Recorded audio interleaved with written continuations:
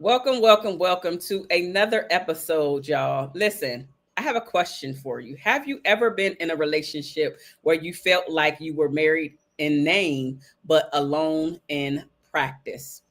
Maybe you know the ache of waiting for someone to defend you, protect you, or finally put you first, and that day has never come or never came, right? Imagine living years apart from your husband, waiting for him to put you first, only to realize his loyalty was more tied to his mother than to your marriage.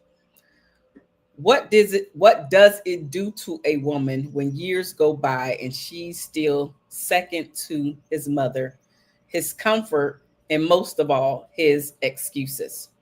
Today, you'll hear from a woman who has lived that reality, married but living apart. And the powerful moment she finally asked herself the hardest question: what about me? Welcome, ladies and gentlemen. I'm Marshawn Olanio, and I'm a shift relationship strategist. I specifically help Black professional women to relax their boss mode and ease into love without feeling like they need to lose their power. Welcome to this powerful conversation. Married but living apart, she finally asked, what about me? I'm getting ready to bring on my special guest, Erica. I want you guys to, as you're coming in, to welcome her, to thank her for being here, as well as let us know where you're coming in from. And we're going to get this conversation started. So without further ado, welcome to the stage, Erica. How are you today? I'm doing well. Marshawn, I'm doing all right. Okay, so thank you for coming in here and being willing to open up and share your life with us, at least a small piece of your life about your marriage, because I know that this is a very sacred yet touchy conversation, and not many people are willing to come on a live stream or social media and talk about their love life, specifically their marriage, and just open up in the way that I know you and I will open up. So without further ado, welcome. Is there anything that you want to say before we jump into this conversation? Because I'm ready. I'm ready too. Okay. So let's just give the people some context on you and I, how we met and everything. So when you first came to me, you were at such a crossroads.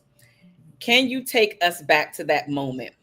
What was life like for you emotionally and mentally? Whew. So I want to say that it was maybe 2019 or 2020 that I was on, I believe it was Facebook, and Mhm. I think an ad came across, and it was you. Mhm. And whatever it was that you were saying, it was like you were speaking directly to me in the space that I was at that time. Mhm. And at that time where I was in 2020 was, it was, I can't remember if it was before the pandemic. I want to say it was is late year of the first year of the pandemic. But where I was living apart from my spouse, who had chosen to vacate our home, leave our home, and move a couple of exits up the street. Mhm. Mm. So um so that's where I was. I was also just dealing with quite a few things that were going on at the time. So I saw this ad from you, and I think I reached out with whatever the ask was at that time, and we had a conversation, like a short conversation, just to kind of introduce yourself to me. And I don't think I connected with you again for a whole nother year, maybe and a half, because I think it was 2021, maybe mid Somewhere 20. around there. Yeah, it was mid 2021 when I finally said, you know what, let me get back to this lady that really, struck a chord when I heard what she was saying in her ad. And that's how we connected. But mentally and emotionally at that time, Marshawn, I was, as you know, I was a mess. it was a lot going on. To try to just give a long story, almost 20-year story short.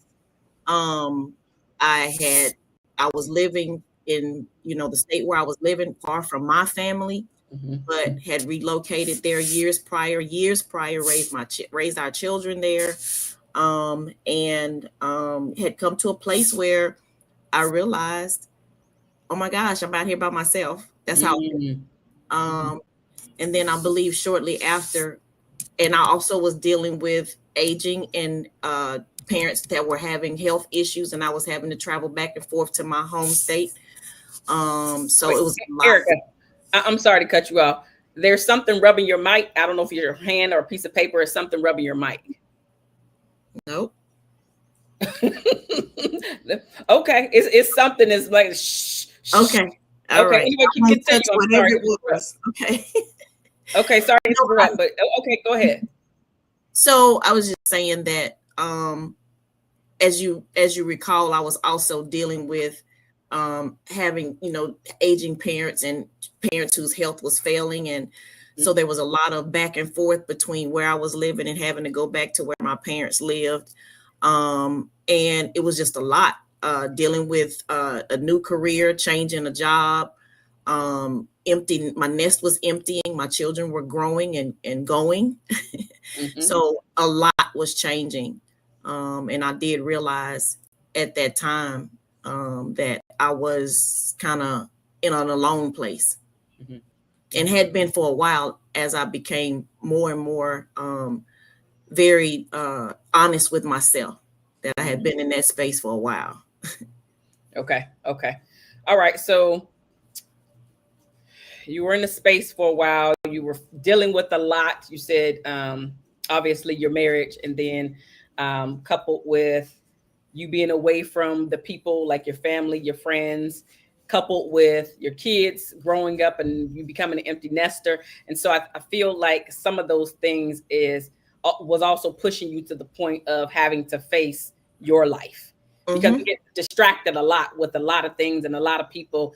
And now your babies are leaving, you're starting to care for your parents, and you and your husband didn't really have to deal with a lot of stuff per se, because there were so many other distractions going on. And so I'm wondering what felt the heaviest for you at that time, specifically in your marriage, and then even personally for you. What felt the heaviest? What felt the heaviest was that I didn't feel like I had support for someone that I had supported in so many areas and on so many levels, that I would take the back seat and I would support whatever the choice or whatever the idea was for my spouse. And I did not feel the same support. I did not feel the same. I did not receive. And I know, not that I was feeling it, it was not happening. I did not have the same support from the one that I felt like I had given majority of my life to, my adult life to. And do you find, now that you're saying these things out loud, and I know you said some of them to me previously, do you find that when you have this conversation, what would you have done differently, if anything? Specifically, when you just mentioned the support part, would you have done anything differently on your end? Done anything differently as far as how you supported him, how much you supported him? Would I have done anything differently? No, because I felt like I think that what I would have done differently, now that I have come down the road a little bit, is that I would have spoken up for myself a lot sooner. But for what I thought that we needed for our family, aside from what other people felt like needed to be happening in my household, I feel like that's what I would have done differently, that I would have spoken up sooner, stood up for myself sooner, stood up for what I needed and what I wanted a whole lot sooner. Yeah. Okay, so I know the title kind of addressed it, and I mentioned it a little bit, but who was the person and or people that was getting into your marriage the most? I don't know that they was getting into it, but they was in it from the beginning.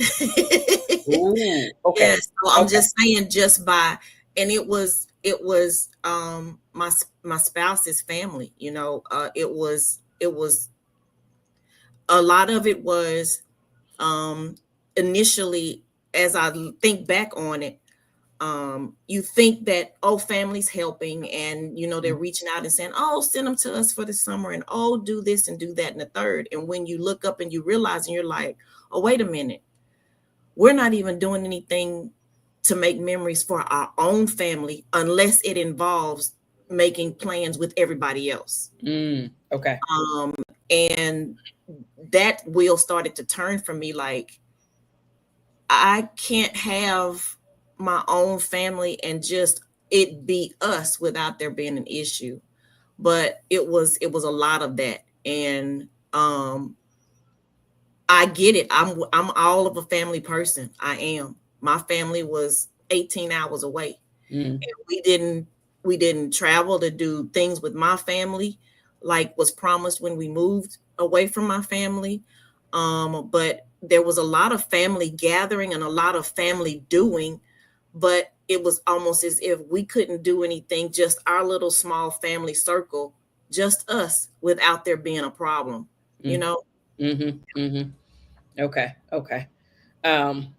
Okay, so then you decided to reach out, as you mentioned. I'm gonna go back. You said roughly you reached out, but we didn't work together. Another roughly a year and a half passed before you decided to reach out again.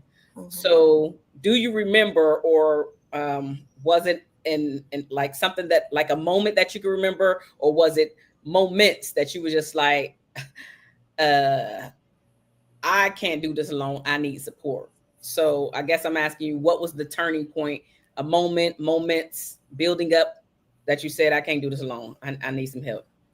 I attributed it to it. I kind of made an analogy when I did a video testimonial for your business. And it was when I realized that my mental and the things on the inside, not just physically, like when you go to the doctor and you have a physical and they're checking your blood work for all of these different things. My inside, my mental physical was just as important as taking care of my gynecology, taking care of my mammogram, taking care of my dental, taking care of my vision. I realized one day, I'm like, my mental is just as important. And my psychological is just as important. So why am I not taking care of that, just like I have my annual physicals for all of the other things? And so I purposefully kind of set my benefits up at work so that I could have a space and a way to fund taking care of my mental, whatever that looked like. Love it. Okay. And can you explain, I know that this is not your area per se, but can you explain that a little bit, meaning how somebody, or what you did to set it up specifically for work to be able to support you in that way? Because I don't think a lot of people know that their job or the career that they're in can actually help them fund, especially if they're working with a coach like myself, where we don't take insurance. So Can you just mention what you did, and maybe they can look into that for themselves so they can get the help that they need? Yeah. So as far as benefits, I have a HSA account, health savings account. And with that account, I just would, when my open enrollment came, I said, okay, I'm going to put this much into my health savings account in order to fund my time with my life coach, which was you. And I knew how much I needed for the year that was coming up. And I said, okay, I'm going to put this in. And that's how I funded it. I funded it through my HSA account because the insurance was not something that you took. I said, okay, even though I have so many free visits with an EAP through my job, I used my HSA benefit in order to set money aside for that. I do it for my glasses. I do it for, other health things, my deductible. I put that type of money to the side so that when it comes around for the next year, I have the money to pay my deductible on my health insurance. So yeah, that's how I did that. I love it because a lot of people will just automatically think and or believe, well, because I have to pay out of pocket, I just can't afford to do this right now. And I love that you were very proactive, because that was something that I learned from you. I had no idea that she, ladies and gentlemen, had no idea that she was doing this. And then I have no idea how I'll ask you about this, but somehow I asked you about this, and then you told me that, and I said, wait a minute now, I didn't even know that this was a thing. So I'm glad that you found a way, and that's really what it's all about. When we want something, we will find a way to get it, have it. And as you mentioned, it's so important getting the help, whatever the help is, and whatever capacity, especially in our community. I know sometimes we have this idea that we don't need help specifically for our relationship or marriage. But if it's not working, right, and you don't want people in your business per se, because of that's how most of us grew up in our community. I get it, but at the same time, you went and got help for everything else. And so here's my analogy as well, because I like to equate it to our degrees. Yes. Right? You went out and got your degree. You didn't know what you was doing before you got your degree. You had to give your time, energy, and even your efforts of money financially to get there. I know it might have been in the form of a loan, and maybe you paid it back years later, but at some point you figured out how to get that degree and or your certification for whatever. So we will figure out a way to do the things that we need to do, and your mental and physical are all important. And so I think that was a very poignant thing. Thank you so much for pointing it out. And so it's HSA, Health Savings Account, and most companies have a HSA. And if you don't know if your company do, obviously ask your company. That way you can start putting away aside these funds like Erica did. She said, I knew what it was going to be for the entire year, and she started paying into that. So then when it was time to pay me, and in this case me, she essentially went to her account. And there's other steps that have to be taken, I know that, behind the scenes, but this was a way for her to pay for it without having to come out with a lump sum at one time. So thank you for pointing that out. So now jumping back into this, were there any fears or hesitations that you had before saying yes to coaching? And if there were, what helped you move past them besides the HSA account? Sorry about moving my camera. So, you know, I'm a child of a baby boomer. So, you know, you think back, and at least, well, I thought back, and I'm like, I remember my mother at one point trying to go to counseling for something, and then breach of confidentiality happened because someone was within earshot of the meeting that was happening, and she never went back again because she felt that her privacy was violated. Understood. And so I had that thought, but then I said, hey, we're going to be virtual. You know what I'm saying? So it's not like I feel like something's going to be violated, because I have control over the privacy of wherever I have these conversations with you. But I also felt a little hesitant because, again, over those years that I was married, we went through numerous types of counseling, couples counseling, one-on-one counseling, coaching, mentors, you know what I'm saying? I'm just like, so that was part of my hesitation too, like, what's going to be so different about this one, you know? And so I had to jump all feet in though, because I had gotten to a place where I was feeling very low. I mean, low. And I said, I've got to find an outlet. And I specifically think I asked about an outlet in a group setting, because I felt like if I had support in the space, other than just the coach, like some type of support group, that's what I was after. And when you told me that you did offer that, I was like, oh, wow. And I jumped in, because I'm like, you know, I've done the one-on-one, but I've not ever done a support group. And at that point in time, I just wanted to have support with a group of women who were, you know, either have been through what I was going through at that point in time. You know, divorce was on the table. It was all kind of stuff going on. And not long after I started working with you, I had a diagnosis in my health. And so I had to add that to the table, you know. So, and to know that I was in a room with a group of women, meaning the room that we were in virtually, and I didn't know that some of those women had some of the same stories that I had, you know what I'm saying? And then when the health situation came up, there was support there, even there. So it was at first there was some hesitation, but it was only for past, reminders and experience with past coaches or past therapists or whatever. And I have to be honest, continue to be honest, and that is, in working with you, I had to realize that there was some hard work that maybe I had not done in the past with past therapists or past coaches that was on me. That I needed to do some different type of work that I was not doing, or that I thought I did and I just really didn't, because when I was working with you, it was some hard stuff. I don't know what you mean by that, ma'am. What I mean is just, I'm saying I had gotten to the place in my mind where I was like, if I want to feel and do and be better, I got to do the work. Oh, yeah. No matter how hard it is, I've got to do the work. And there was some days that I was like, I don't like this. I don't want to go back. I'm not calling. I'm not jumping on the call. You know what I'm saying?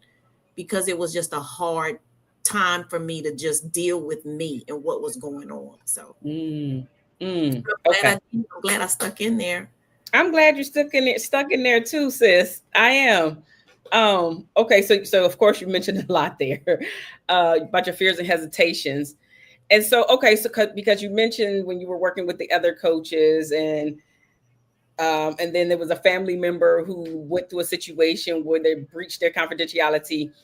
How was it inside of the group? Did any of that happen? Because you did keep coming back. So what happened, or didn't happen, I should say, to make you stay in the coaching program then? It was a sisterhood kind of feeling, like and it just felt safe. And I don't know if it felt safe because we were virtual and we weren't in the same space, physical space together, but psychologically, mentally, it felt safe. It was safe. I didn't experience anything that made me feel violated for my privacy or anything.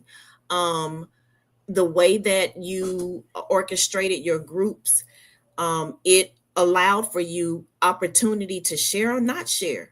You know what I'm saying? You can either be on camera, not on camera, not show up and be like, because there were multiple ways that you communicated with us that helped for us to stay connected. So there was not ever a time that I felt any type of trepidation because of somebody else. Okay. If there was ever a time that I felt hesitant, it was my own stuff. It had nothing to do with you or the group or anything like that. It was my own stuff, and I just had to get out of my own way. Okay, well, speaking of, how did you get out of your own way? During those frustrating times, hesitation, I don't want to go back, I don't want to show up. How did you get it out of your own way? Because, Marshawn, if I know you recall, I think the first couple of cycles that we went through, because you did them in cycles, like 12 weeks, however many you would do. 12. Yep. And there was numerous times and moments where I couldn't even speak because of the tears.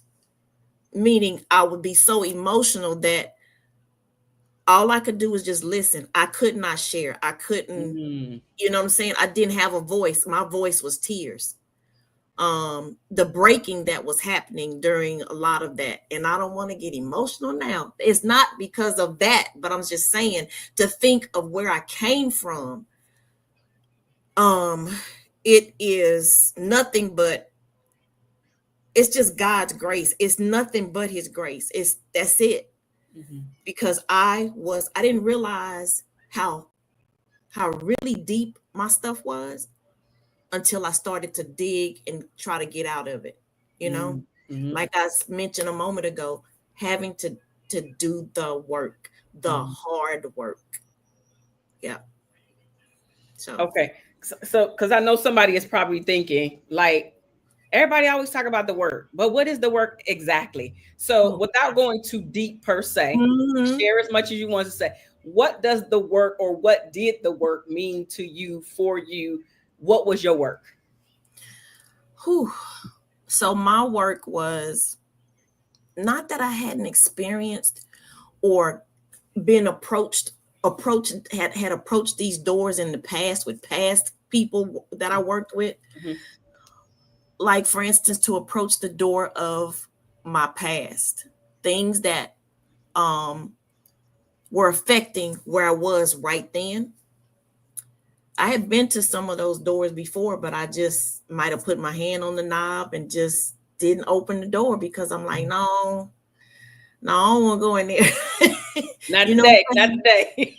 because I mean, a lot of times we learn from mistakes and mentors, and so it's like, or you're watching somebody, and so I know that when I came into my marriage, I came in with some I'm not gonna's, right? So I know that I was dealing with some of those I'm not gonna's that I probably should have. Mm-hmm. Um, mainly having hard conversations, learning how to have hard conversations with people that is hard to conversate with. Mm. Mm. I know conversate ain't a word, but it's hard to converse with them. Yeah, to have conversations with had a hard conversations. Um, doing the work means if I have an assignment and we read books, we did challenges where we had a daily thing, and I'm telling you that to do that and to consciously and intentionally do it was work, because you got everything else going on. You make room for everything else. And like I said, I make room to get my eyes checked. I get room to get my teeth checked on. I need to make room to get this checked on, because if goes bad, all the rest of this go to hell in a handbasket. And this was going bad. Mm. This was going bad. Mm. I I was intentional about whatever you asked me to do. If we were reading a book, I was intentional about embracing what we were reading, embracing what to get out of the reading that we were doing. And we read some phenomenal pieces Yeah. together, and shared those challenges that we would do, those daily challenges for the month. Mm-hmm. I still do that now. Mm-hmm. I just got one for September, and um, the work was just being intentional about what you say you need and then doing it. Mm. Just to kind of put it all in a nutshell, that's what the work is. Yeah. And sometimes that's hard to face some things that just aren't pleasant, you know? Yeah. And to come to the realization also that this is your life, this is your reality. I learned and watched my mom when things would not be to her liking, she would go get in her bed. And I found myself that I learned to do that. And it was not healthy at all, because guess what? When I laid down with whatever it was, I don't care how long I slept. When I woke up, it was still there. That part right there. That part right there. So I had to learn how not to go get in my bed, because I could not sleep it away. I could not wish my pain away. I had to deal with it. Mm-hmm. Mm-hmm. And that dealing with it, first, let me back up and say, for those of you who are watching and listening, everybody's work is different. Mm-hmm. Everybody's journey is different. This is a piece of Erica's journey and the conversation that we're having tonight. So even though the work was hard, you were frustrated at some point, I want to jump ahead just for this moment and ask you, in doing the work, when it started very heavy, very hard, another thing to check off your box in your daily life to do.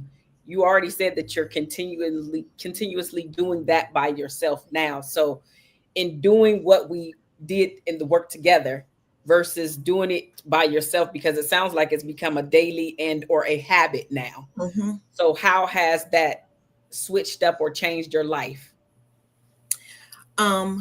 It's made me realize that, I have to keep growing, and I have to keep growing mentally. Mm-hmm. I just can't stop with where we, kind of culminated our experience together. I have to keep growing because, you can go and cut the lawn and it'll be pretty for a couple of days. But again, just let it rain one time.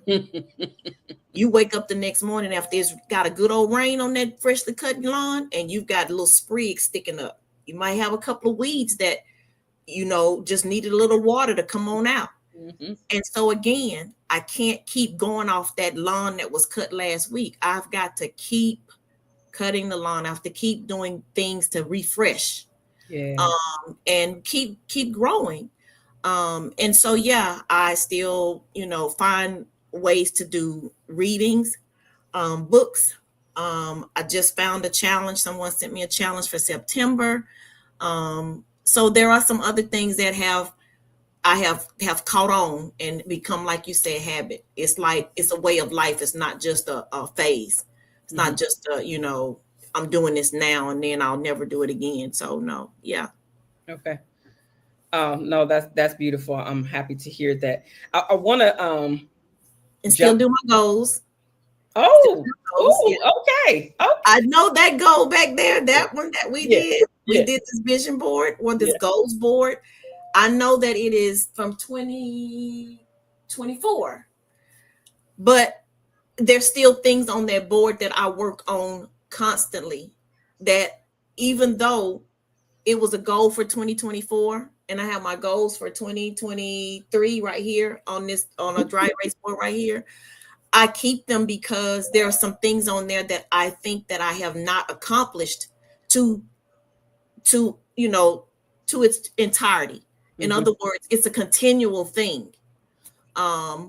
So one of these, it says, be more assertive at work and to grow up and level up. I do that every day. That's a thought of mine. That's a prayer of mine every day for me to do that.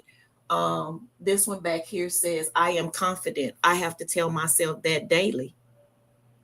So it can be a goal of mine that's what I'm going to do, but that was in 2024, but I'm still telling myself I am confident. And then it tells you, stay fierce, honey, baby. I'm trying to stay fierce. Stay fierce, baby. Stay fierce.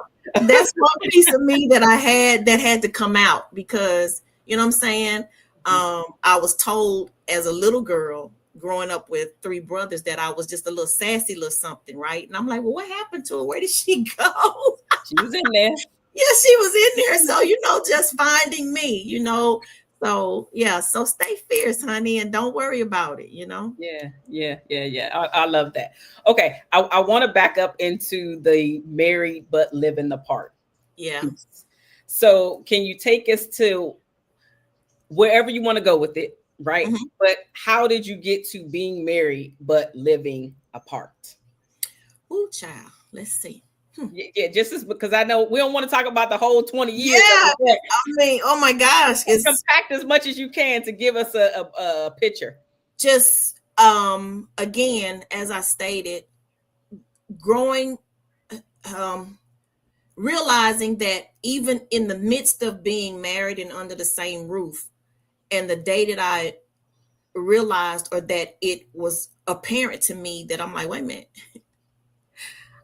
This has only been going this way because I've been going along to get along. And once I almost I guess I can say once I had my woke moment and began to speak on it, and these lights started coming on, the light bulbs started going off. And so the other person was like, oh, wait a minute. You know what I'm saying? I'm like, no. That's how. And so it really everything kind of like the onion began to peel. Let me just say that. it really began to peel back in 2018 when I accepted a job that was going to require me to relocate. Mm-hmm. I didn't accept this job just on my own. It was a family decision, so I thought. Okay. And I was trying to do like the Bible say and just, kind of be one. And the whole thing that happened, getting to the job, interviewing, going through that whole process, we did that what I thought was together. Okay. Meaning I did not make a move. I did not make a decision without consulting my spouse. We even included our children in it. And that whole situation is what began to unpeel the onion. Okay. And so one thing led to another.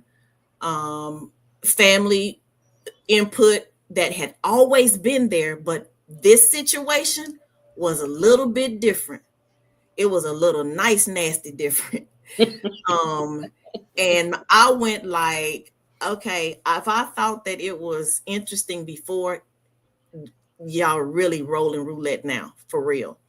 And so that is the whole situation with that job. Just my eyes became, the scales fell all the way off.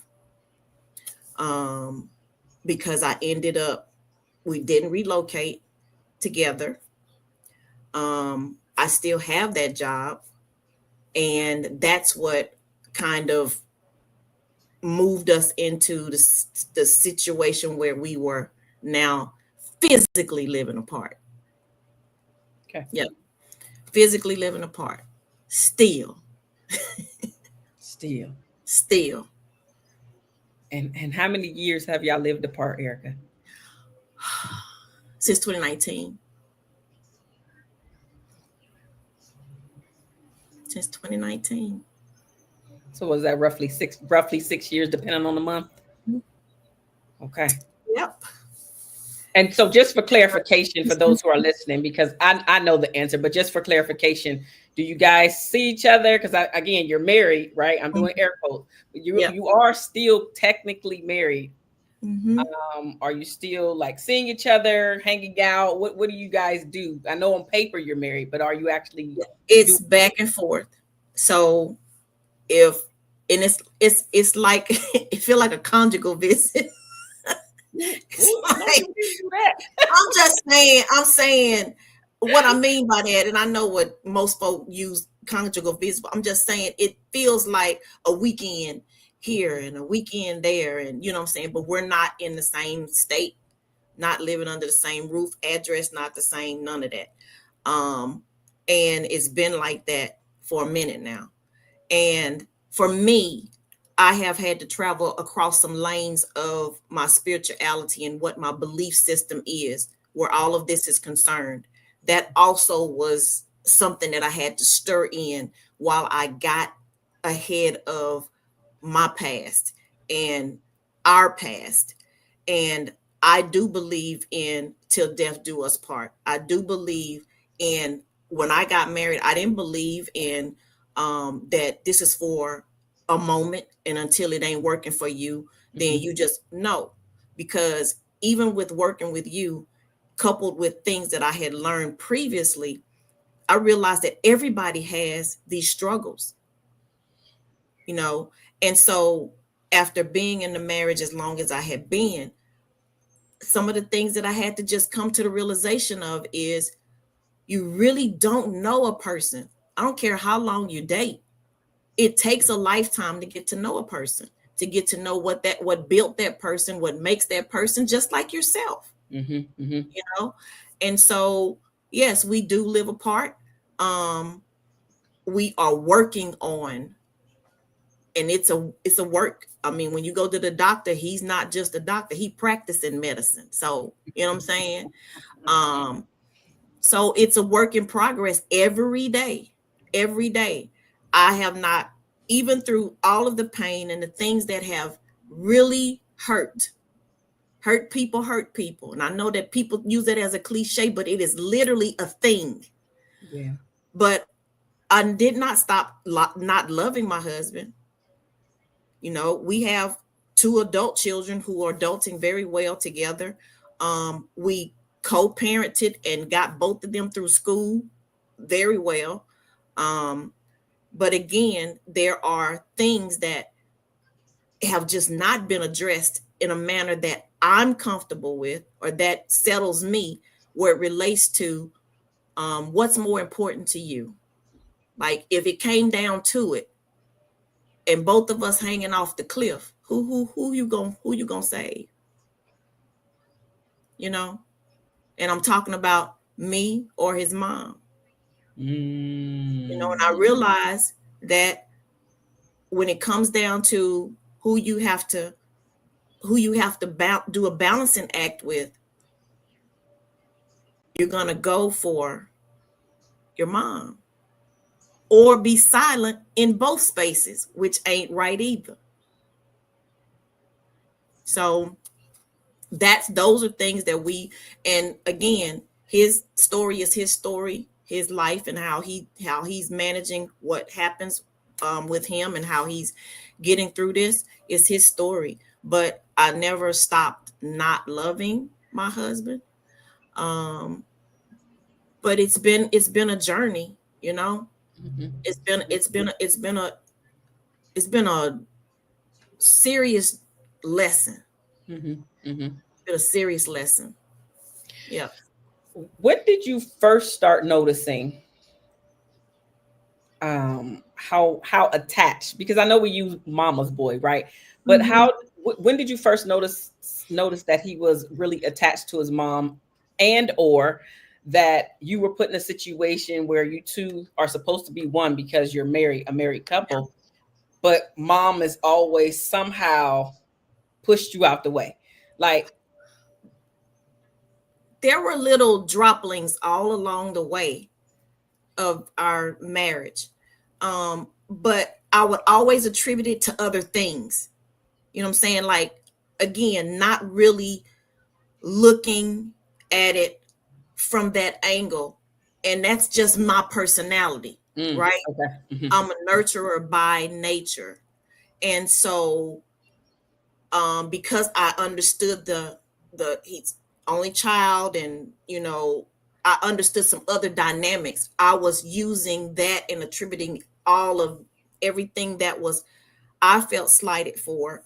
I was using it as, oh well, it's okay, oh well, you know what I'm saying? Like, okay, if we're going somewhere, so just to give you an example, there were numerous times that we would be on a vacation together, and we would go shopping, and let's say we gonna pick up a comforter set for our bed. The next breath would be, oh well, let's see if they got something for mom. Is this your next breath or his next breath? No, not my next breath. Oh, I'm making sure. We would always come away with something for me and her. Something for me and her. Okay. Let's get mom such and such. And because I had grown so accustomed to the dynamic, but I'm saying again, I know some background things that I was attributing it to why he was so protective. I get it, okay? But then there had to come to a crossroads where like, wait a minute now. And the crossroads happened when this job came up. And I was made aware of some things that were said and done that would have, to me, if it had happened to, if it were my family, I would have immediately put up the finger and said, oh no, that's not what we're doing. We're not doing that. But no, that's not what happened. So that's when I realized, yeah, this is a control thing. This is it's a problem. Been a problem, but this is for sure showing me, yeah, this is a problem. But by this time, you two had already said I do to one another. Oh, yeah. At this realization. Okay. So she'd basically been there the entire time. It sounds like you didn't see it for what it was because, again, you know his backstory. There was other pieces of the puzzle that you kept saying or attributing, as you said, attributing it to. So looking at it to present day, looking back on it, would you still do you still feel the same way, or do you see it another way? I have mixed feelings there. Okay. I do. I have mixed feelings, and the reason why I say that is because I have seen opportunity in other areas where it might be the same exact scenario, Yeah. but yet you didn't choose that path. And I'm like, So I have mixed feelings. It depends. You know what I'm saying? I get it. But at the same time, we gonna grow up because I've seen you behave or make a different choice when it's somebody else or something else. Yeah. Just not with you as his wife. Yeah. I see. Okay. I wanted to And it's clarify. family. I'm just saying it was family. I'm like, man, what is it? Like, really? Mhm. Yeah, I've seen you make them like you say you're gonna do what you have to do to get what you to do what you want to do. Mhm. And so I've seen you make other provisions and yeah. So To make sure you was good or the situation or whatever, but yeah. not necessarily you, Erica. Yeah. Okay. Yeah. Okay. Yeah. So moving forward, you saw these things, but you didn't realize it is what it is, right? Right. Mm-hmm. You guys are now married, and you mentioned that you have two children together, right? And that you actually had the conversation about you taking the career as a family, including your children. So I'm wondering, what did your children say when it didn't go that way, as far as the whole family uprooting to support your dream? What did your children say about all of this? And later on, about the decision for you two to not live together? So one of the first things in my son, um, he he coined it best. So the dynamic was my daughter was already away at school, Okay. and so what was happening at home she didn't really see it. She wasn't here. She wasn't in the home. She Okay. was away at school, and so my son was front and center. And one of the first things that he said when my husband moved out, after not moving when we were going to move for the job, he said, so you kept us from moving when mom had the opportunity to relocate, but then you moved anyway. He said that, and it was like, who I couldn't have phrased it better, but that's how he felt. He's like, I don't get it. You ain't want to move. You didn't move when we said we were moving, but then you moved anyway. His terms, when he wanted to do it, but also where he wanted to do it. So I don't want to necessarily move to the other location, but I do want to move. It's just I want to move when I want to move. Okay. Did the two of you have a conversation about, because you said he moved, right? Is that right? Did two of you have a conversation about him moving? Was it like no, you're saying no. Can you give us a little bit about what happened there? Can you give us a little bit about what happened there?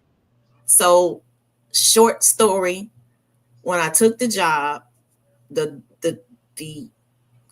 plan was get an apartment in the location where the job was, because at that time it was before COVID.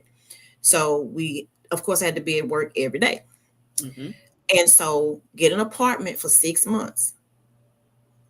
By the time the 6 months was up, my son would have been finished with that first year of school, high school that he was in, and then we could use that summertime to relocate, and then he could pick up his next year of high school and finish out in the other state. Well, when it got time for the summer to come, I'm like, you haven't been here so we can start looking, and this lease about to be up, right? Oh, we just renew the lease. And I was like, okay. So I renewed the lease. Got a house in this one state, an apartment in the state where I work. So renewed the lease. Summer came and went. Still no movement. Wait. Just for clarification. So y'all still in the house, or right. You're still in the house in the original state. We'll say that, and then the state where your career is, you decided to get an apartment. Well, excuse me, the both of you decided for you to get a place there, but it was supposed to be for everybody, right? Just for clarification. Okay, and so then you go, but he didn't come. You're in the state, but he didn't come. Am I following right or no? He still worked in the other state, but again, he had the type of job where he was already, before COVID, he was already remote. He worked from home anyway. Okay. So it wasn't a big deal. He worked remote anyway. So the idea was to get the apartment so that through the week I could be there, go to work, and then either they would come where I was on the weekends or I would come back home on the weekends. That's what we did. Okay. We would go back and forth, but it was only supposed to be for a short time. I see. Still no movement. No movement in coming to the new state to look, it was like, oh my gosh, I'm just over here and you're not coming. Okay. Mind you, I had a whole relocation package that I forfeited at my job because I didn't use the benefits. They were going to help me sell my house, find a house, move us, blah, blah, blah, blah, blah, blah, blah, all that. Forfeited because I didn't use it within a certain amount of time. So I did the lease again. So that makes it, now I'm in this apartment for 12 months. And so now my son starts school again in the original state. And we coming back around. Now we coming up to the 1st of 2019. And I'm like, okay. And mind you, it's just a lot of back and forth. If they're not in the new state with me, I would be back home, back and forth. Had a couple of health challenges that happened to me in there where I was at home full time for about 6 months in 2019 on bed rest. Could not travel. And as I sat there working remotely from my home in the original state, just all these things I said, you know what? With the health situation that was going on, I went to my employer and I was like, hey, I can't do this traveling back and forth because it is affecting my health. I'm going to have to either resign or we need to come to an agreement of how many days a week I need to be in the office because I'm not able to move right now. And they had already given me like the okay, we're not going to require you to relocate.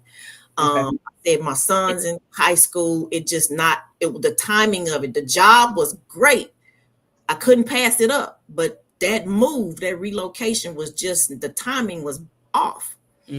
So they had already cleared me to say, yeah, you don't have to relocate. You can just, come in so many days a week. And that's what I began to do. Let the apartment go and move back home. Moved all the way back home. So I let the apartment go in July, I think, of 2019. June, July. Yep, somewhere in there. No, it was September. I let the apartment go in September of 2019. He moved the week of Thanksgiving, 2019, out. So now you're back in the original state.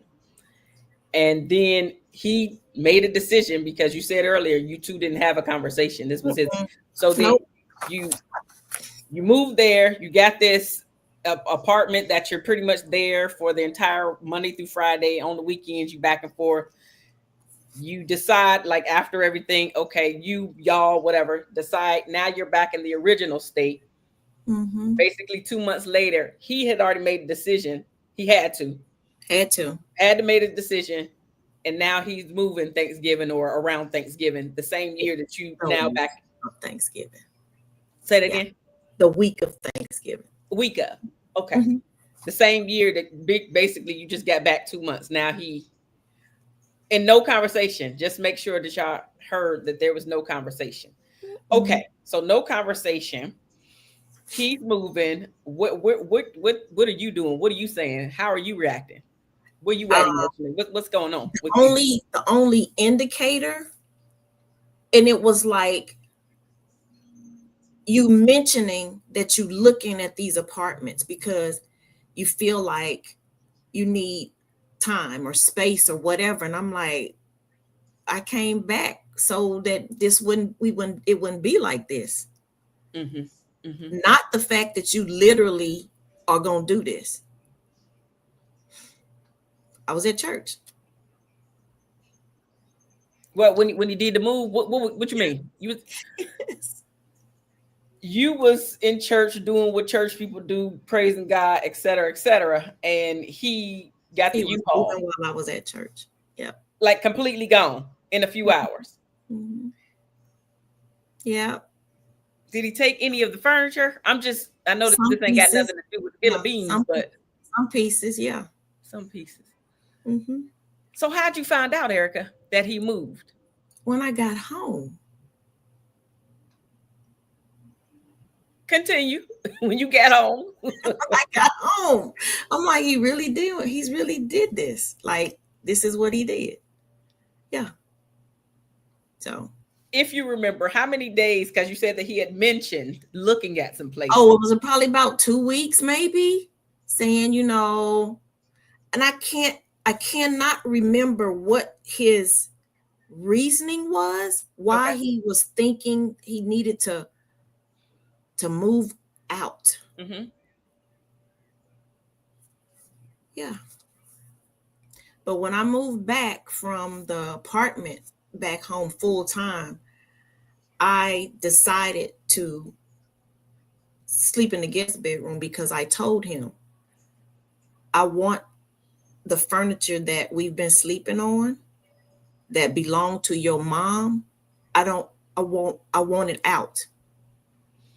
Because we had gone through some counseling or something like that, and just we began to talk about energies and just soul ties and things like that. Yeah. And the furniture came up. Okay. And I said, we've been sleeping in the bed that your parents slept in, like, you know what I'm saying? In your mom, that's your mom's furniture, even though gave it to us, but still. Yeah. It was just the energies of all of that. And I had asked for him. I told him I'm not sleeping in that bed anymore. Okay. And that's why I was sleeping in the guest bedroom.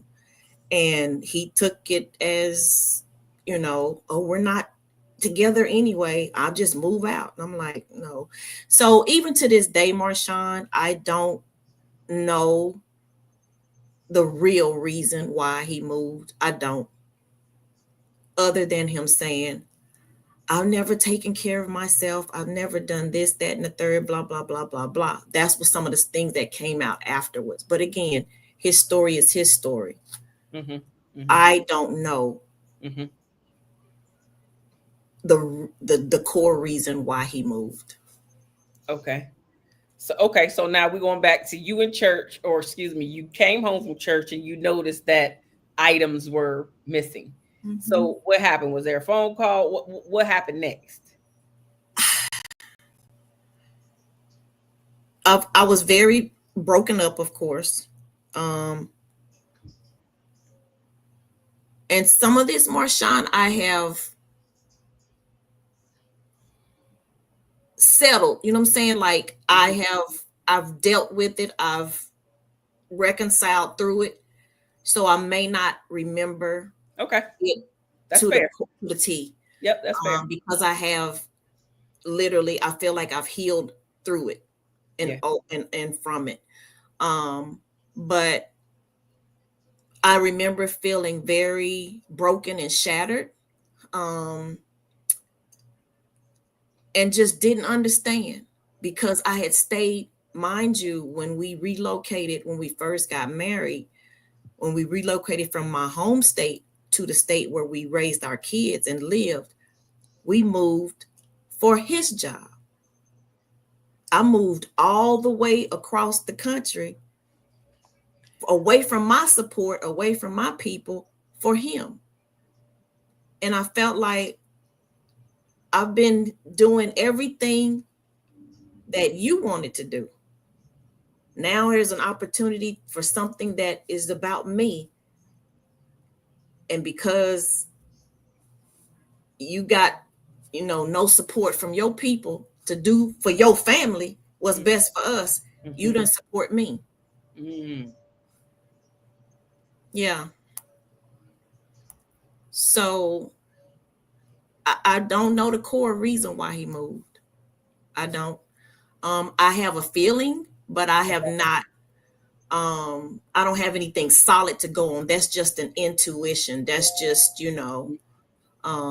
trying to make peace on both ends. You know what I'm saying? Or peace, so to speak, on both ends. So I'm not gonna move with you, Mama, but I'm not gonna be with her either. So, I see.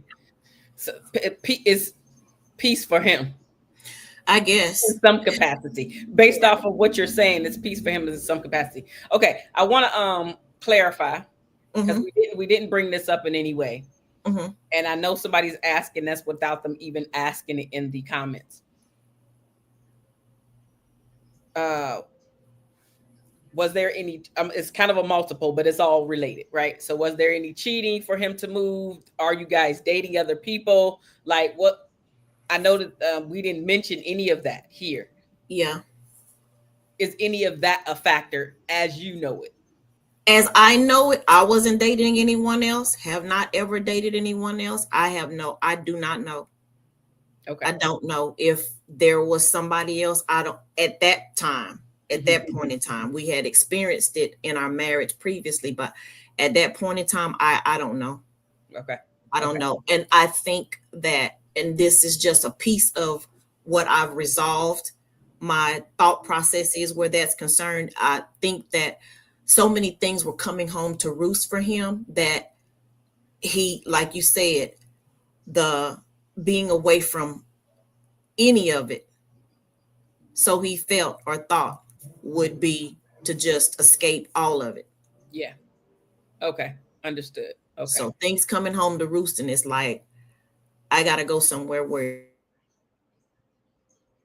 what he thinks is quiet, where there's no history or any remembrance or memory of what I've created or what I've done. Right.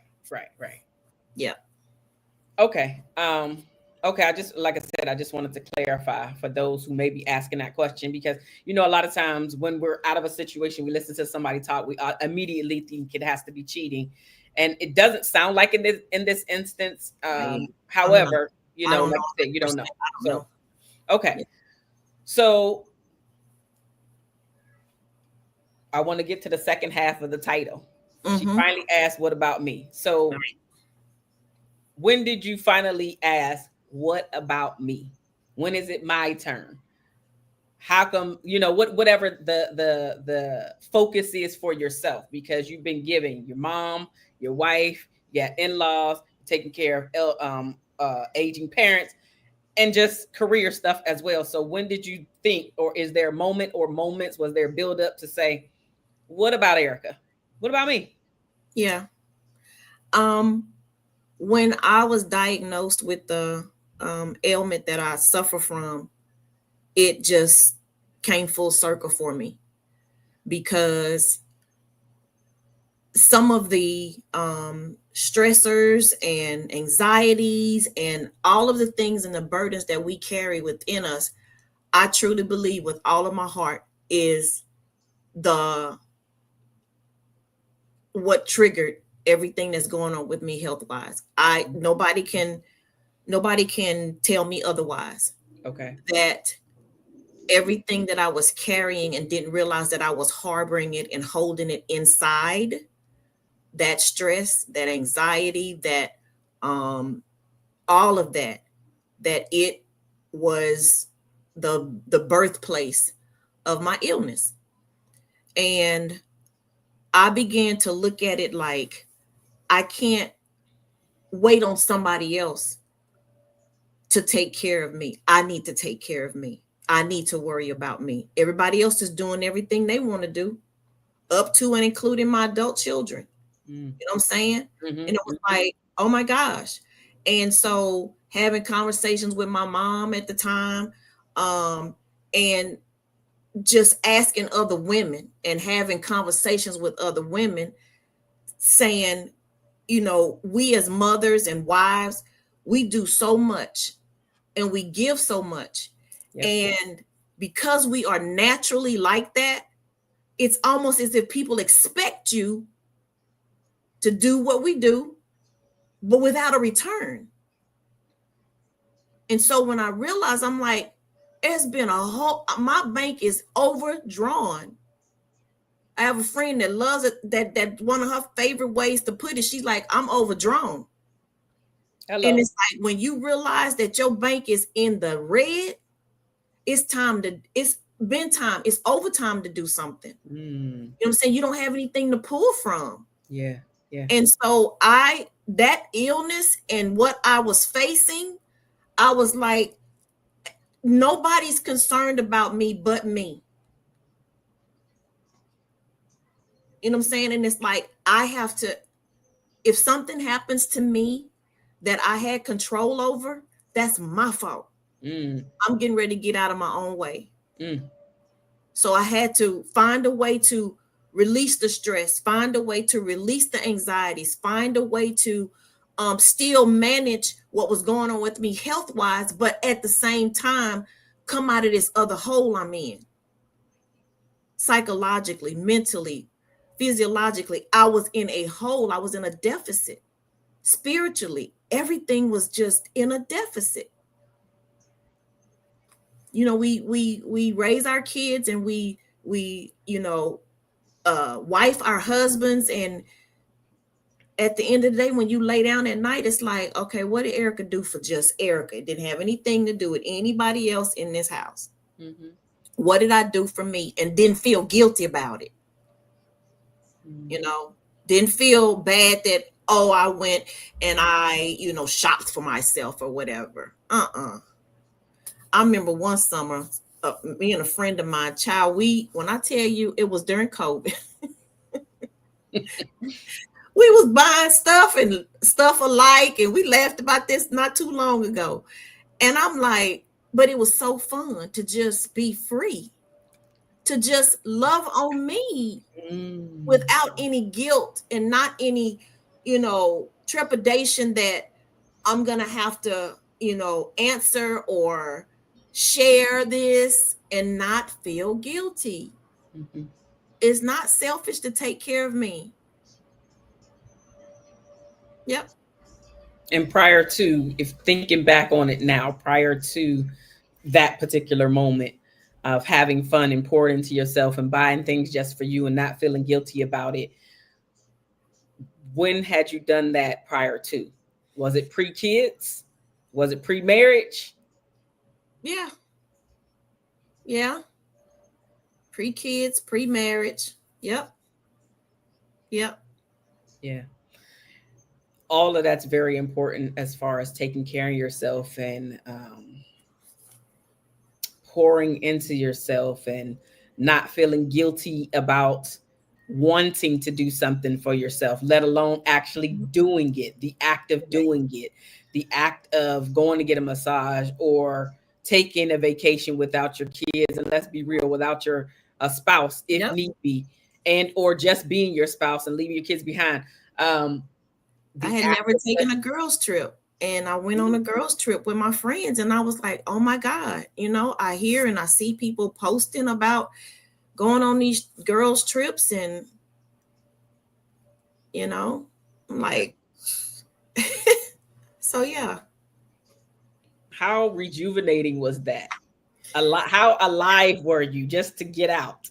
It was just so fun. And then when you are surrounded by other women that kind of pour into you, and you were able to pour into them, and you just kind of feed off of one another, you know, being in the group with you and listening and hearing other women's stories and just how they're coming out on the other side, it's empowering. It's empowering. It's empowering to realize that you want other people to see you, but you got to see you as well. And when I began to see myself for who I really and truly was at the core and the heart of it, like I said earlier, getting over some things that had happened in my past and know that I'm just not my past. And get back to that spicy, fierce person that I know that I have always been, even from a little girl. It's like, it's okay to be me. It's okay.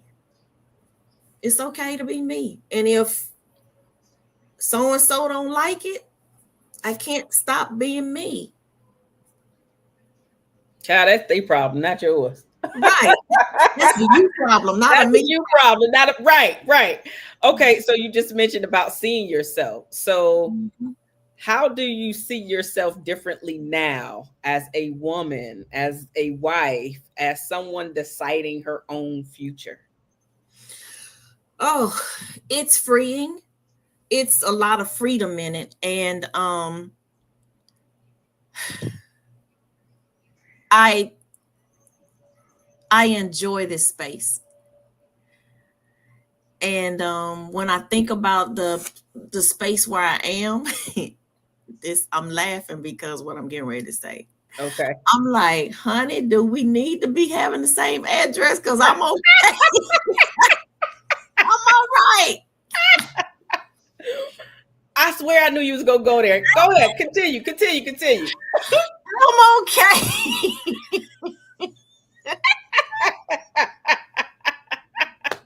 Punch the clock when it's time to go to work and punch out when it's time to go home. Oh, wait. You're not, you know what? You are not the first woman I've heard say something similar. Not necessarily the same situation, but even my mom, she said that her and my stepdad been together for umpteen thousand years. And anyway, she like, child, when he died. And I'm like, first of all, how you know he died before you? Let's talk about that. But anyway, I'm like, she's like, when he died, ain't no way in hell I'm getting married again. So I was just, literally, when you was speaking a moment ago, before you answered the question, I was thinking she actually living the life that a lot of people would want to live. Not to say it's conventional or that we are aspiring to do this, but I think that you're owning where you're at. And even the part that you played in, you being where you're at, I know that you're owning that. And we can talk a little bit more about it, but just thinking, I am married, but I'm in my own space. And I don't know, and we don't have to call names, but I don't know if you remember, there was a lady that was in one of the groups who was experiencing the same thing. Do you remember her? Remember who I'm talking about? It's okay if you don't, but essentially she was saying exactly what you're saying, like, child, it's peaceful. And we get to have fun together. Yeah, we have fun together when, have fun together when you together, and when you're not together, I am at peace in my own space. But we date differently because we're not in the same household every time. So anyway, she's kind of alluding to what you were saying right now, that you're at peace. So speaking of peace, if you could put it into words, what does peace and clarity look like for you present day? Because I know there was a lot of stuff going on when we first came together and started working together. So what about your peace and clarity present day? So I'm gonna give you an Erica-ism first. Yes. Peace is stretching across my bed at night, and the whole bed is just mine. No, I'm kidding. That cold space on the pillow, that cold, child. Okay. Peace and clarity now is my husband and I are in a space now where he's doing his own work himself, and we're coming to a place where and I think that our marriage is similar, like something like Benjamin Button's. It's like it's growing backwards, like it's maturing backwards. So when we were first married, newly married, we were parents really soon after we got married. So it was like we went from dating, married, parents.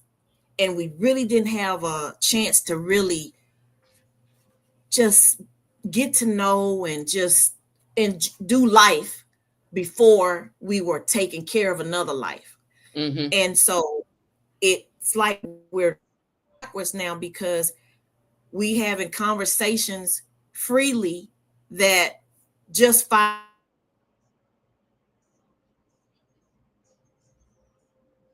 it was hard to express those things. It was hard to feel safe that we could share those things, you know what I'm saying? Mm-hmm. Where we are. And it's like those mental check-ins daily, you know, like how you feeling today, and being able to know that you have like a support system of, so to speak, mentally when it comes to that. It's like we're aging backwards, like we're maturing in order, in the backwards order. So and it's a daily thing again. Nothing is gonna come quick and easy.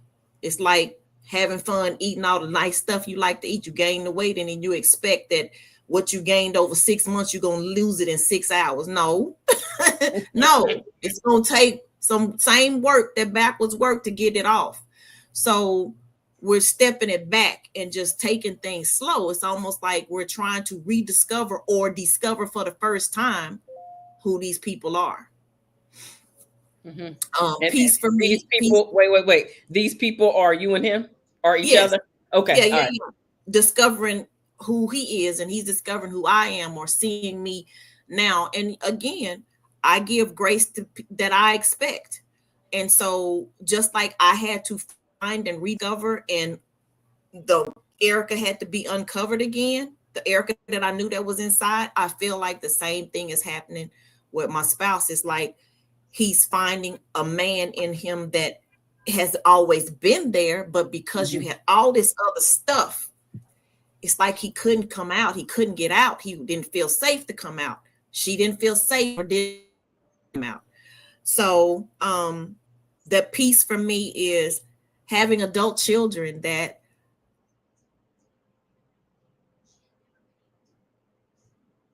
this journey with us.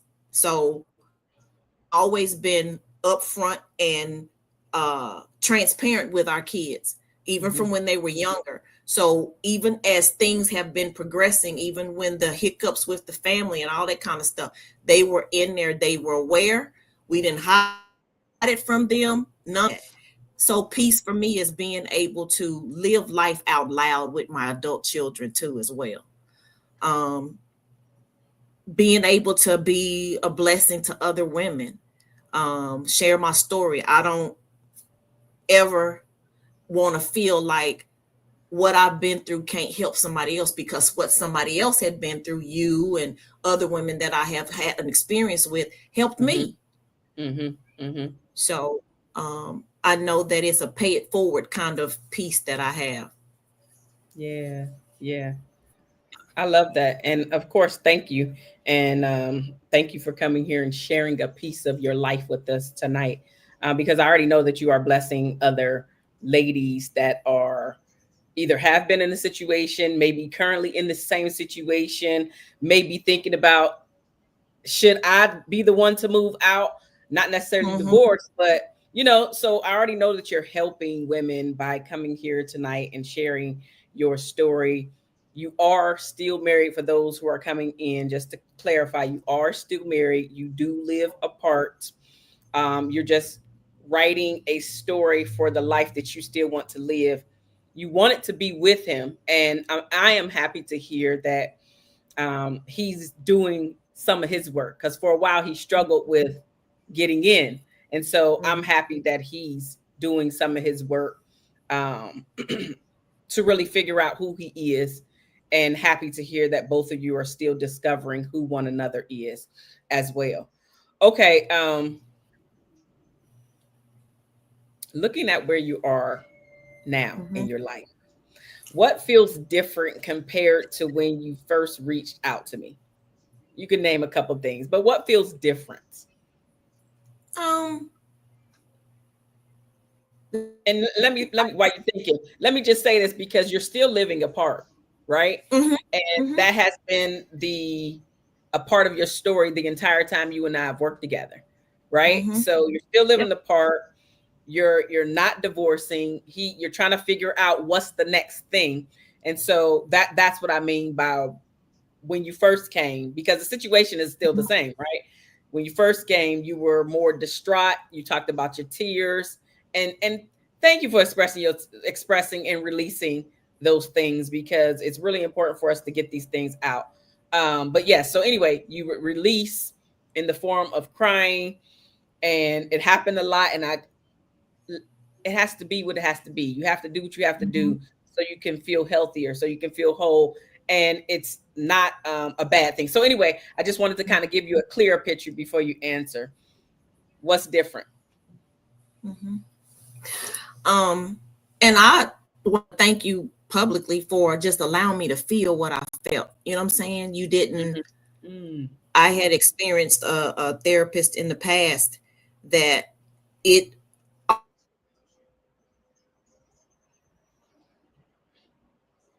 answer questions, Oh, and wait a minute. Hold on. Can you repeat that? Because you broke up. You broke up. I said I had experienced. I wanted to thank you for allowing me to feel what I felt in those moments, because there would be some sessions, Marshawn, where I didn't get a couple of words in, and it was just a tear bath. But I had experienced in the past that uh, a therapist where it felt wasn't free to feel what I felt. You know what I'm saying? And Mhm. it wasn't a good feeling. But how I am now, your question was how what's my feeling now compared to then? Mhm. I feel free. I feel I gained so many tools working with you that Mm. helps me to navigate some spaces that I would in the past I would be sitting there like, okay, what to do next other than get in my bed? What to do now? You know what I'm saying? Okay. Okay. So mentally, psychologically, and even, you know, manually, like what is it that I can do to get through this? And I have those tools. I continue to use them. I've had to cut some folks off and be Hello. okay with Hello. those. Hey, and some folk have cut me off, and guess what? I'm okay with that. I'm okay with that. I Hmm. work with it. I deal with it. I still extend grace where grace is given. You know what I'm saying? And that's the difference, is because I learned how to just navigate through life and not just know that everything really ain't about me, but it is about me. Right. If that Right. makes sense. Right. Okay. Yes. Yes. So Oh, yeah. Yeah. Please, please. that's where I am. That's where I am. Yeah. And hopefully in my journey, and I say hopefully because this is my prayer, is that I'm living a life in front of my adult children, not just my adult daughter, but my adult son, so that they can see that, you know, beauty comes from ashes. The Bible say that, the scriptures tell you that beauty will come from ashes, and that all glory is going to go to God every time. I don't Every time. care if it's rain, sleet, or snow. I have learned that I give that glory to God, all of it. Yeah. All of it. Yep. Let me just make this about me just for a moment, because the beauty comes in from ashes moment that you just mentioned. Mm-hmm. I had a conversation with my ex-husband. It's on my YouTube channel for those who are watching this and want to look at it. But it was a very honest, open Yes. conversation. We have not been married in over 20 years and reconnected or whatever. And actually Yoli was there for that conversation. But with that being said, beauty comes from ashes. We had no idea that we were going to reconnect 20 years later and be able to have such a conversation, number one. But we talked Mm-hmm. about all the good, the bad, the ugly, and everything in between as to why we are no longer together present day. And Mm-hmm. that marriage helped me to become who I am today. Mm-hmm. Part the woman that I am today, because he actually helped me with self-esteem issues. But without going too deep and making this seriously about me, it really does come the beauty of your life, the beauty of who you are, the beauty of you changing your beliefs, and the beauty of just seeing people for who they are and extending grace, extending mercy, as well as forgiveness. Forgiveness not only for the things that the two of you have gone through as well as still going through, meaning you and your husband, but just the things that happened to me during my own marriage and why it didn't work out. And so it's just a really beautiful thing when you really mature. You understand that all people have their own ish that they have to deal with. And That's it's a right. matter of what we are willing to accept and not accept. And Right. I'm just really happy to hear that the two of you are coming on one accord faster. Well, I said faster, but I'm really saying now because I know Mhm. for you living it, this has not been a fast situation. But because we haven't been connected in some months, I'm happy to hear that now it's like, oh, he's on board with getting the help.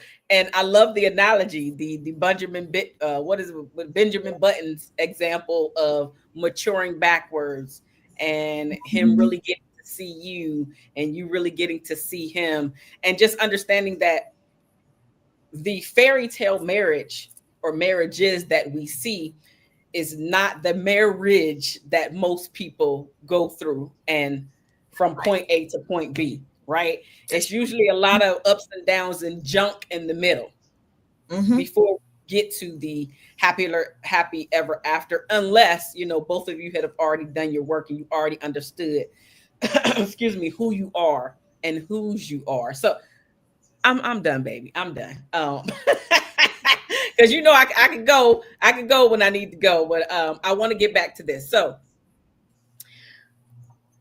um, what would you say to that version of yourself that from years ago, where you felt stuck, where you felt torn, where you felt unsure, and even emotionally as well as physically alone? What would you say to that version of yourself?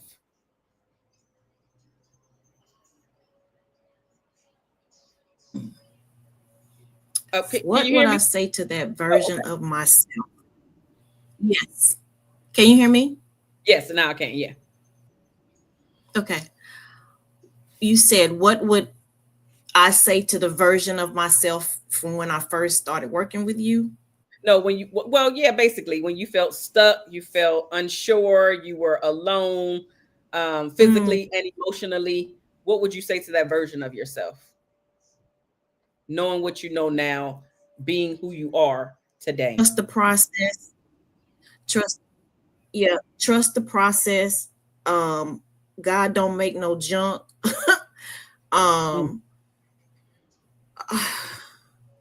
you're enough, mm, and that's something that I put in my card ministry. Are enough. Um, you're enough. mm, mm. That's a big one None of because a us, lot of none of us, none of us know the plan, but we got to trust the process and we got to trust the planner. So you're enough. And just Mhm, trust the planner with the process. That's the only thing mhm, I can think that I would tell that version of me is don't be afraid to come out of the shell because you're enough. mm. And what's the one thing that you learned about yourself through this entire process that was unexpected or that you Mm, never expected? um,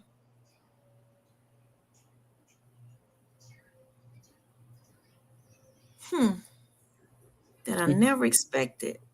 mhm, I never expected at that point in time, trying to look forward. I didn't think I would ever stop crying. I didn't think that the pain would stop. mm, I couldn't understand how the pain would stop, how I would stop hurting. And the keys to all of that, I had them. Mm.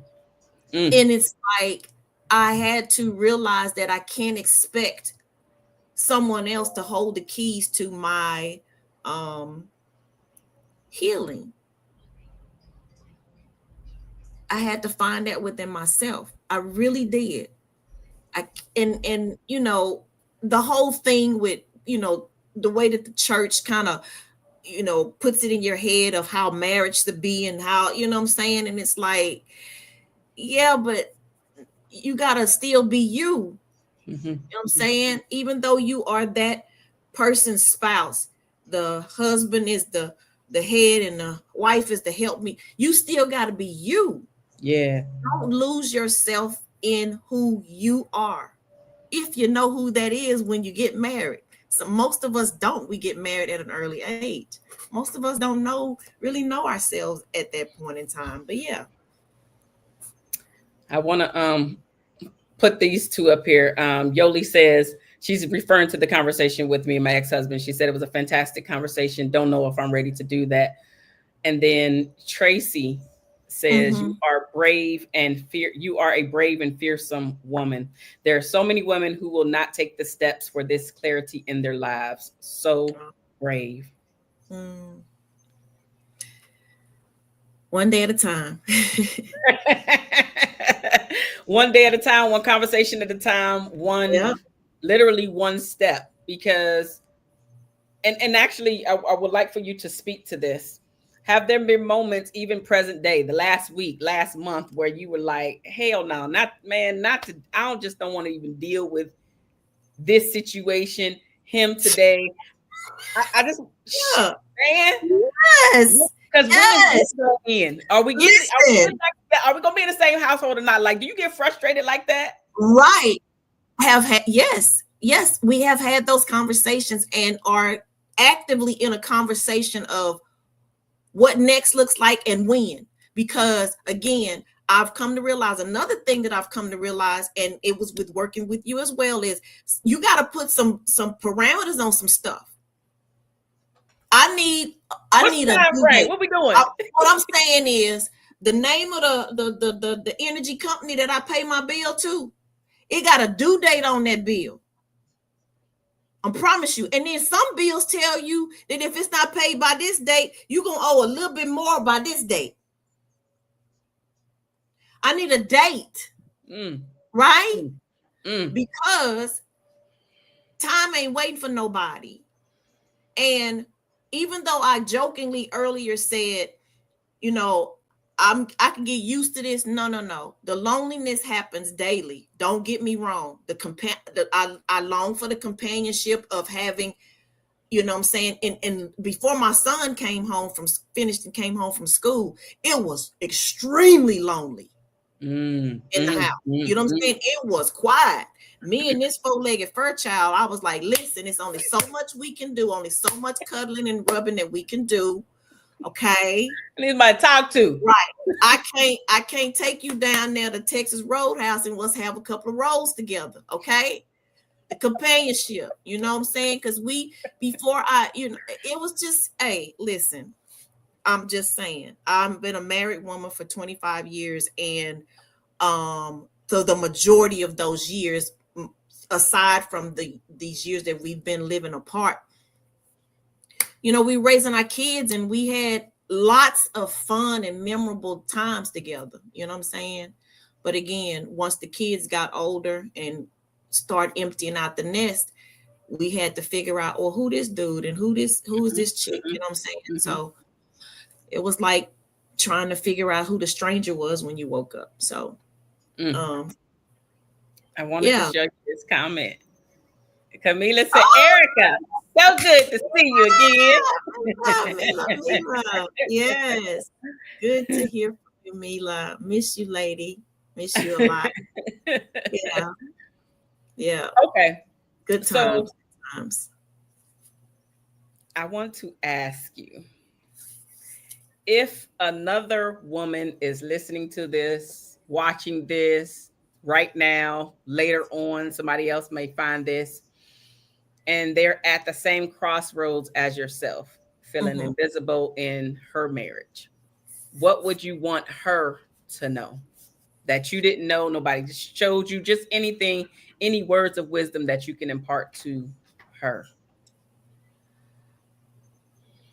I don't know if you're able to find a support group, whether it be girlfriends, women that have similar walks or have walking have strolled the same path that you have.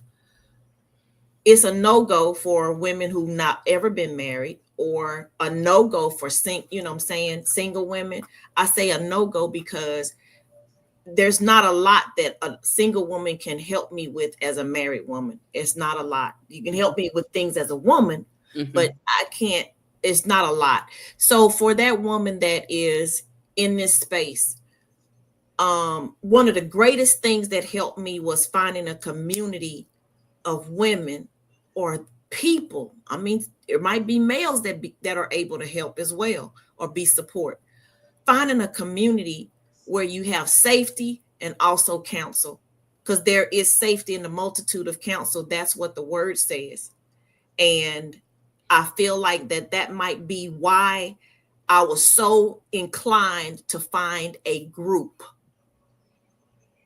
setting for my healing journey, because there is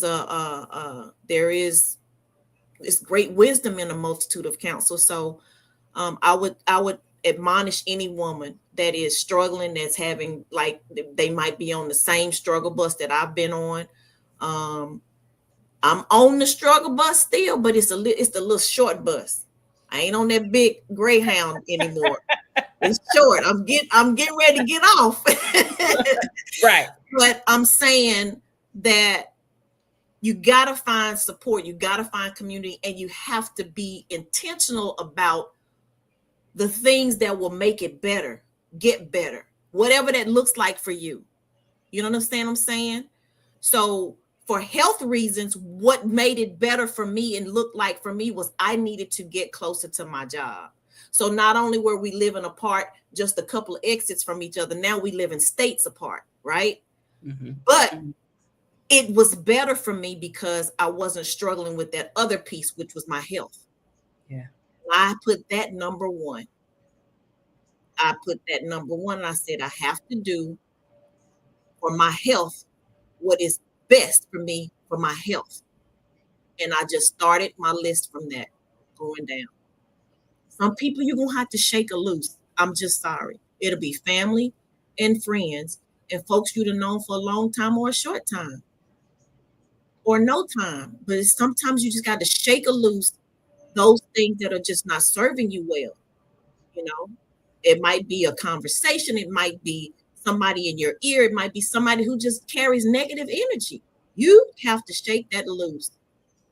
You have to shake it loose. Yep. Indeed. Indeed.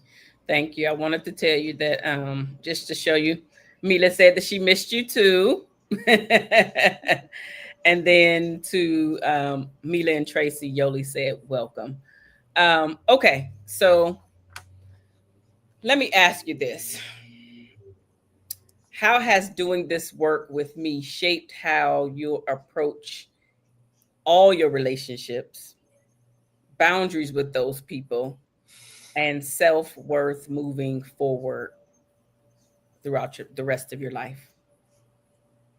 I must say that it has assisted me across all levels of relationship, from work with my management. You have helped me again. If I'm standing up for myself in one arena, it carries over into other arenas. Indeed. And it's just a matter of semantics. You just have to kind of change the wording a little bit, but the message is still the same. We're going to all respect one another and we'll get along better, right? And just I think being able to be free. Your platform and the ministry, I'm gonna call it a ministry because that's what it is. Because we had a couple of come to Jesus moments. So I know Jesus was in the room with you and me. But your ministry is one that allows space for all belief systems. You know what I'm saying?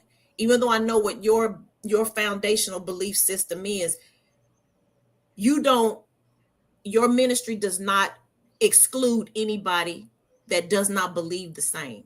Mm-hmm. It is a very well-rounded program, and it helps shape the way that I approach all relationships, because I learned those different strategies, those different the way that you kind of shaped the program, whether it was through reading a book and sharing, life stories, the challenges. I think that it built, like you said, habit of being intentional about a lot of things. It covered a multitude of area. I still consider myself working with you, sis. Oh, yay. Every time I use something, a strategy that you taught me or that I gained experience from with working with you, I'm still working with you. It's still paying forward. That's my story. That's how you have, helped shape where I am now and how I, approach all relationships, different relationships. Mm-hmm. And then what about boundaries? Because I know boundaries is a thing as well. Yes. You had a really funny way of checking us and checking me when we would be sharing, and there would be a very you just knew, okay, sis, you didn't do that quite right. And whenever I heard however, comma, I knew. I knew. Yeah, I need a little bit more work in that area when it came to boundaries, because I heard however, comma quite a few times. So I have learned to however, comma a lot better than I was 6 years ago. Yeah. And I have to laugh sometimes. It comes up in my spirit sometimes when I realize, okay, I've got to set a boundary here. And before I begin to second guess, I hear you in my head, however, comma. And I've just recently had to set a boundary, and I had to kind of disconnect from someone that I thought that I could befriend. But because of the energy that they carried, it was not serving me well. Mm-hmm. I tried, and mm-hmm. I had to disconnect. And it was a momentary thing where I wanted to second guess myself. And I said, no, I have to stick to this and move on, because I can't. And then I had to explain it to the person when they realized, I've been texting you and you ain't respond. It's because you're on pause, baby. And I had to explain. Mm-hmm. So, yeah. Erica, thank you. Listen, thank you for exposing your life. Thank you for allowing us to peek through the window on a married woman that's actually living apart from her husband.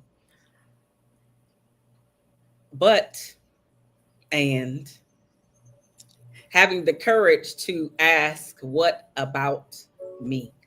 When is it my turn? And taking the steps to make it your turn intentionally, mm-hmm. without permission, but also keeping the covenant of your marriage, because there have been some decisions made that was not even ran by you, mm-hmm. just made.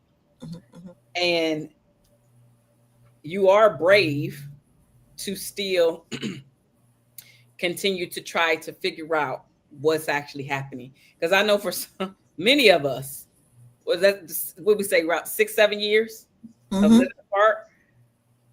What we doing? Why we still doing? Or hell no, I ain't doing. So I applaud you, but also understanding that that is a tough decision to make in itself. Divorcing is a tough decision. And I know you've been back and forth with that, but it sounds like both of you present day are better on trying to get back to and or rekindle, renew, refresh what was never there to really build a foundation. So thank you for coming here this evening, sharing a piece of who you are, opening up the door, imparting the wisdom to the ladies and gentlemen who are watching right now, as well as those who are going to watch later. Do you have any parting words for our audience? No, I just thank you for the opportunity. I decided, that even if it's just one woman or one person that it helped, that my story was important that they hear it, even if it's just one. Mm-hmm. So I didn't want to let any fear of, oh, who might see this? So what? If it's not for you, it's not for you, But there's somebody that it will help, and that's all that matters. But thank you. You're welcome. Okay, with that, ladies and gentlemen, thank you so much for being here with us and exploring this conversation. I really do appreciate it. Don't forget to like and subscribe for more conversations like this with previous clients and current clients that are going to come on and just share who they are, open up their world to us in a small way. And if you're looking for some type of coaching, the tools and strategies that Erica mentioned here today, reach out to me. My email address is marshawn@marshawnalaniyo.com. Just reach out to me so we can set up and have a conversation. Otherwise, like and subscribe for more, and I will see you all again soon. Bye-bye now. Have a great night.